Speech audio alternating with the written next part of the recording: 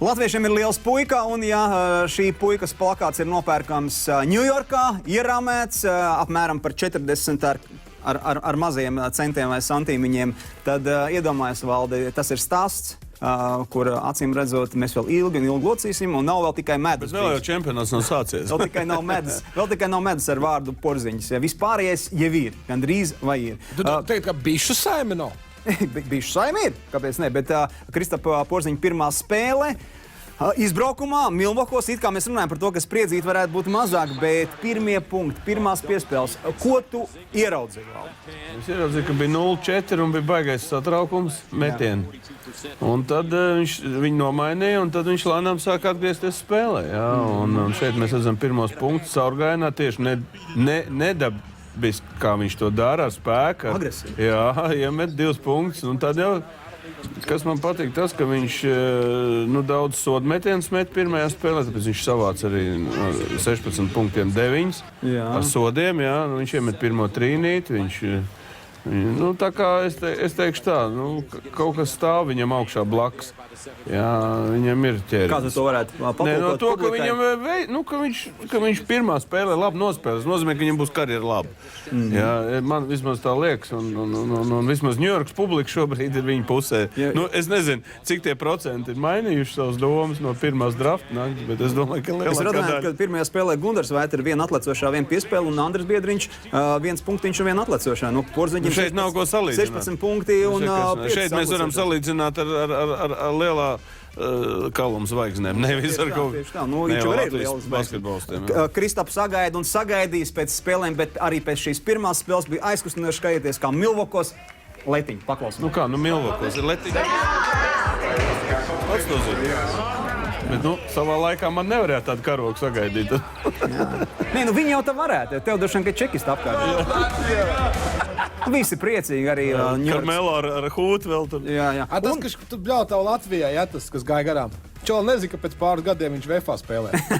Tā varētu arī būt. Un atgriežoties mājās Madisonā, mēs paskatāmies tādu Madisona aizkulis.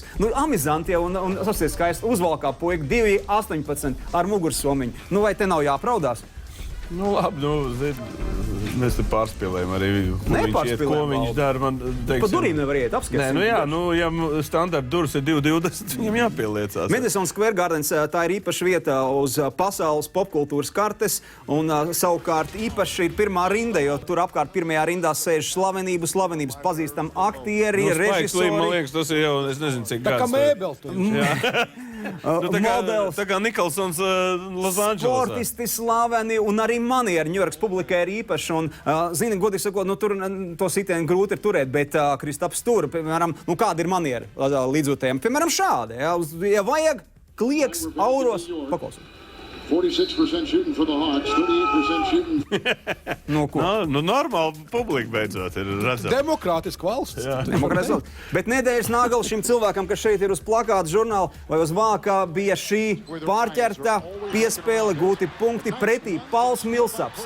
18. Viņš vienkārši negaidīja, ka viņš driblēt māku. 18,7 miljonu sezonā tam džekam. Ne pirmo gadu spēlē. 20 centimetri īsāks, viņam ir ātrāks kājas, ātrāks rokas, pieredze lielāka. Bet labi, ka tieši tas notika Ņujorkā. Ko izdara mūsējais, paskaties? Viņš tika arī visos topos iekšā šo momentu. Es domāju, to varētu teikt vienā vārdā pazemojumi. Jā, bet te ir jāatcerās, cik garš ir Kristaps un tā maniera, tas piesēdiens. Viņam to esot likuši amerikāņi tagad dziļāk, dziļāk. Kājās ir pirmā lieta, kas sportistam jāiesēžās kājās. Tas jau visur, gan tenisā, gan basketbolā, nezinu, futbolā diešām nē, bet, un es domāju, tādu lielu teļu nocēdināt zemē divreiz grūtāk. Lielu teļu. Tas bija kompliments, Valdi? Jā, tas ir liels kompliments. Beidz, latviešiem teliņi, tas taču tik mīlīgi ir. Savukārt NBA pirms sezonas izdeva tādu plakātu, kur ir atspoguļot it kā šīs spēles starptautiskais raksturs, cik daudz ārzemnieku piedalās šo sezonu 100. Bet šajā plakātē redzam arī Dražens Petrovičs, kas jau ir nelaiķis un beidz spēlēs NBA. Mēs redzam Jau Miņu, mēs redzam šeit Tony Parkeru, mēs redzam šeit Kristapu Porziņu. Viņš vēl tajā brīdī nav aizvadījis nevienu minūti NBA oficiālā spēlē. Viņš ieliks plakātā. To plakātu taisīja Ņujorkā.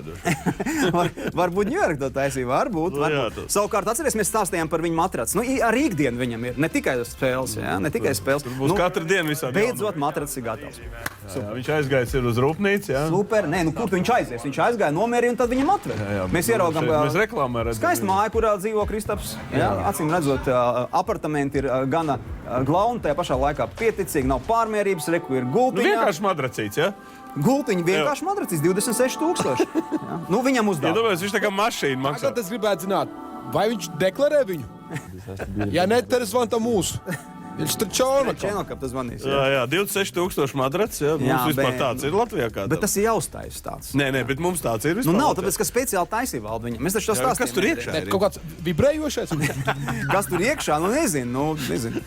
Jāskatās. Man liekas, ka tur ir kaut kas. Tev iemurrā tur. Murr. Jā.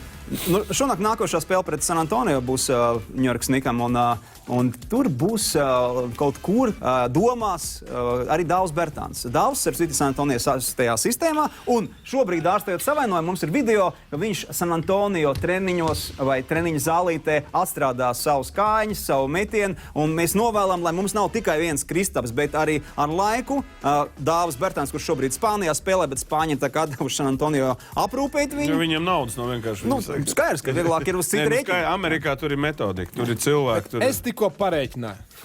Uz Dāvu matrac var ietaupīt, viņš dus kīsāks. Taisnība. Viņš jau... Taisnība. Tiešām. Viedi vārdi. Jā. Un tur droši vien arī salmas var salikt iekšā. No Spānijas laukiem. No Spānijas. Kas to zina? Pēc reklāmas.